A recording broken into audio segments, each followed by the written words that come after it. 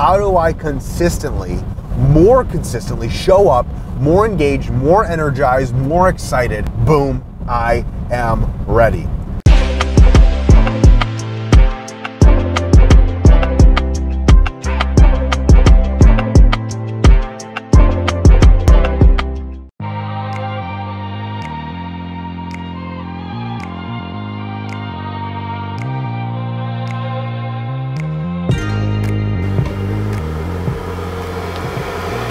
Oh, hey there.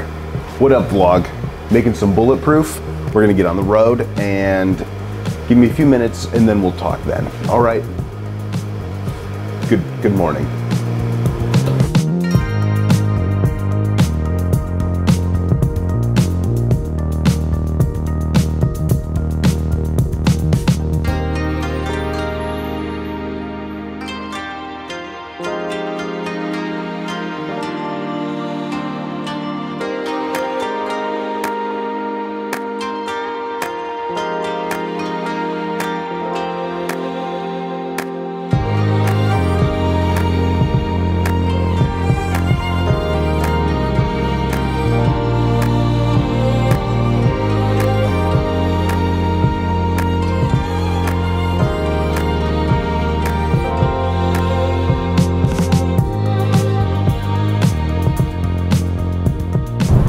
What up, vlog? I don't have to yell because I'm excited. So on the way home, good day today. Earlier, we filmed my morning routine in the car. And so what I wanted to talk about was the idea of routine and structure. So I myself am not I don't crave structure, I don't crave routine, but I constantly think about how do we perform best at work, and not only how do we perform best, but how do we consistently perform our best at work. And so a lot of the research I've been doing a lot lately is around dopamine. Okay, did you just say dopamine? And how our brain gets the dopamine. What I've found is that when we don't get dopamine at work, what happens is we begin to search for it in other places. So, what's a great way to get dopamine? Wine, vino, one of my favorites. Also, single malt scotch, another one of my preferences. Those are some great ways that we get dopamine. Fun, exciting, over-the-top things produce dopamine for us. Dopamine sometimes can get a bad rap because it's viewed as like maybe why we get addicted to drugs or something like that, but dopamine is a beautiful resource when it comes to work, especially when we're talking about work that matters to us. So, how does that apply to routine and structure? I don't completely know, but I guess I chase that dopamine at work, which as a speaker, as a trainer, a lot of times that's easy because I'm fired up, I'm with this audience, I've done my research, and now it's time to deliver.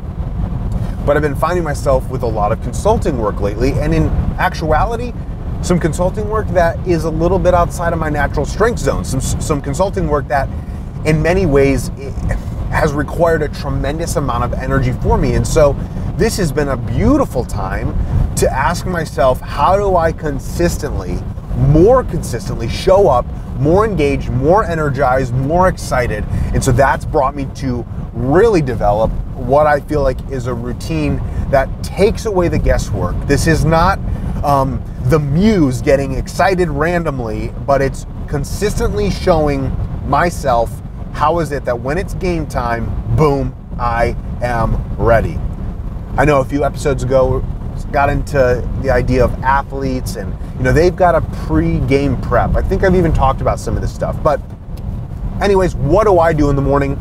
Some people in the morning sit around the home, sip on that cup of coffee. For me, I want to maximize sleep time, get ready, and then I'm out the door trying to arrive as early as possible. I think we didn't have any sunlight my entire trip in.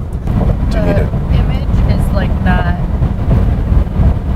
coming through. Usable. Okay, so we can snap it later, it's fine. Okay. So, what does my morning routine look like? And I'm sure some of you are freaking rock stars. Some of you have something that works so well for you, but wanted to share what it is that I do to ensure that when I show up every day, I'm more centered, more focused. So, Number one, meditation. Hey Siri, open up Headspace. Meditation while driving. Ah! I know, sounds crazy.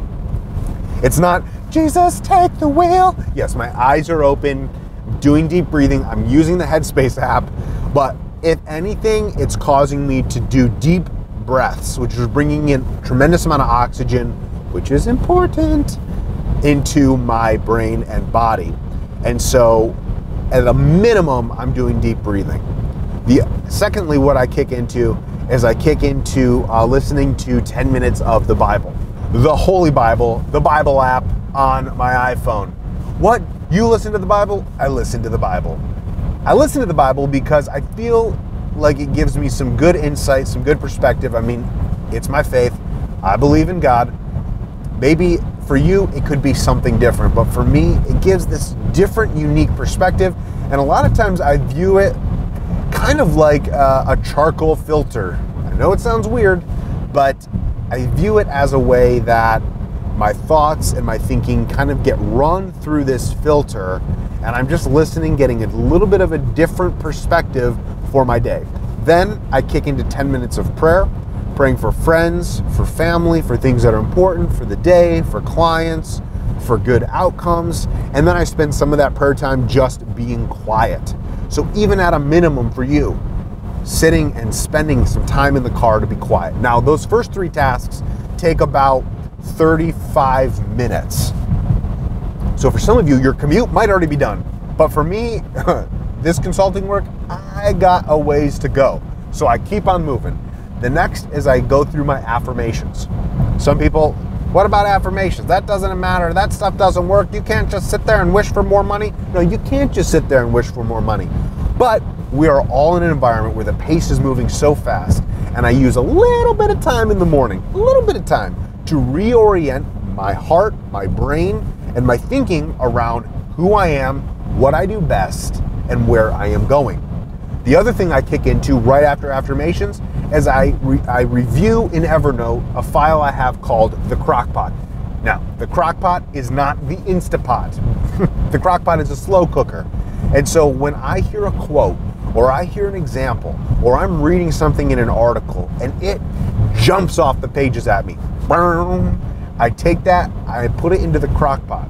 And every day I'm reviewing my Crockpot file.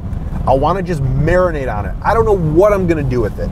I don't know if I'm going to do anything with it, but I want to make sure that it stays top of mind. So many times we have these moments, something inspires us so deeply, and then we go about our day and we never revisit it or never remember it again. When something reaches down into your gut and inspires you, that needs to be something that we capture. So many times I've let those things pass. Now I capture them, put them in the Crockpot, and review them. Then, if I've still got time, I journal. What? Josh, you journal in the car? Tuesday, October 30th. What is the one word that my clients think of me for? : hope, period. When they have hope of a more engaged workforce, when they have hope that the incredible talent they have is able to feel how much the organization cares about them. Hope when they know that there's a challenging season ahead, and believe in the people inside of their organization, that if they could tap into them, if they could help those people get turned on more. And that is why they call. No, I'm not pulling out the iPad, using the Apple Pencil. What I'm doing, I'm opening up Evernote, I'm hitting the microphone button, and I'm talking. And as a person who used to be an introvert, who's now a little bit more of an extrovert, I'm still working through it. It's been difficult. It's been difficult for me. I don't enjoy just being with my own thoughts as much as I used to.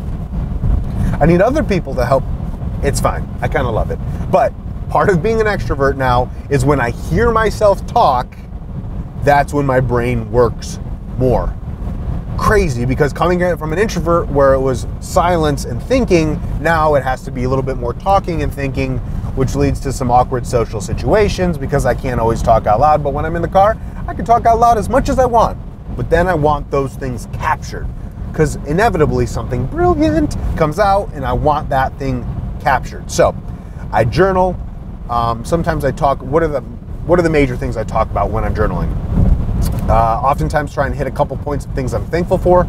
I ask myself every day 3 questions. Maybe you'll get to hear some of those, I don't know. The 3 questions I like to ask myself are, what is the one word my clients think of me for? What are the superpowers that I unlock in an audience? And then as a result of hearing me speak, what does an audience do differently? And what I love about answering those questions is a lot of times I'm just kind of riffing with it. And even though I feel like I'm clear from a positioning and the value that I add, every time it's just, I tap into something new. And so every day I'm just coming up with new ideas around what I do. Sometimes I'll ask myself, well, what about this? And I'll pose a question to myself and then I talk it out. I also ask myself sometimes, like, what's the pain in the world that kills me? If I could solve any problem in the world, what would that problem be? Those are questions I love to ask myself. For you, practically, you could ask yourself a question about work, a challenge, who you want to become. I mean, there's such a list. And then the last thing I do is I turn on some music. Because once again, back to that dopamine, music, especially for me, house music can be such an incredible way to actually get excitement going throughout your body. My goal when I arrive to wherever it is that I'm going is that mentally and physiologically, meaning my body, that mentally and physiologically I am in peak alignment and I am ready to go. So it's not that my mind's excited, but my body needs to come along, or that my body's excited and my mind needs to come along, but that both are ready and present to show up, do the thing that I need to do. Now, additionally, one of the things that I like to do before I enter the workspace, open up Trello, identify what are my top 3 priorities. That way, I'm taking this intentionality that I've built and now I'm plugging it into high focus work.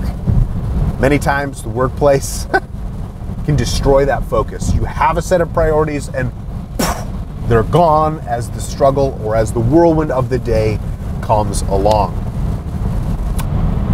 I feel like I've been talking to you for a very long time. Thanks for still hanging around if you're here. It's the Josh Schneider Experience, episode 20. Episode 20, that's 4, 8, 12, 16, 20. That's 5 months. If you want to talk about consistency, that's 5 months. Woo! Come on. Glory. Glory to God.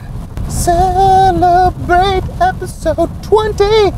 I'm interested in what your morning routine is or how you try and show up. Back to that other episode where I was talking about why is it that a high performance athlete has a pregame routine?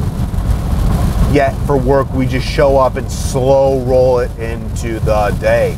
People talking about Monday morning. Oh, it's Monday morning. Monday morning that's an opportunity when you show up fully engaged, present.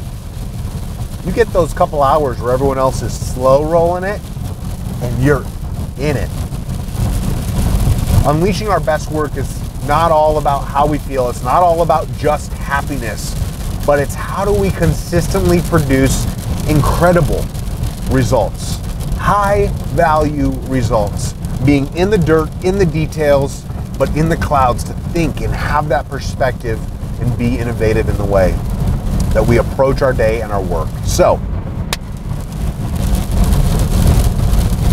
I just think there's a great opportunity for how we approach our day to capitalize and assure that how we show up allows the very best of who we are to be present and on stage at work. So that's it for today, vlog. Hope you enjoyed this episode. Somebody the other day said, do you say slap a like on your videos? And I said, no, I do not say slap a like. But if you want to click like, I would certainly be grateful for that. Also, subscribe, because this is only 20. We got plenty more to come. I'll see you next week on the Josh Schneider Experience. Probably needs to be more exaggerated. All right, that's it. It's done.